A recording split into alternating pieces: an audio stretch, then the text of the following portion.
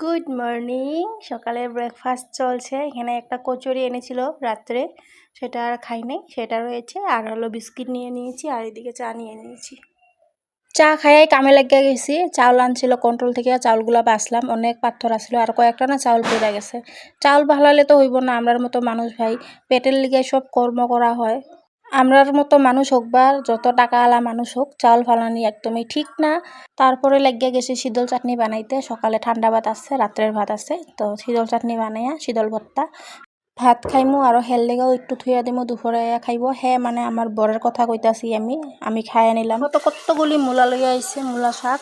এই শাকগুলি এখন বাচ্চা রেখা দিমু, কালকে বানাইমু। আজকে বানাইমু না, আজকে মাছ রান্তাছি। ভাতটা হয়ে গেল, মাছ ভাজি বসাইছি। আর শালগম আলু দিয়ে মাছ বানাইমু।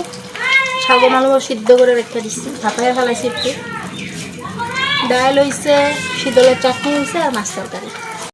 এই যে আমার ছোট্ট সংসারের ছোট্ট একটা রান্নার জায়গা, এখানেই আমি রান্নাবাড়া করি। আর এটা হলো প্রসাদ, দামোদর মাস চলছে।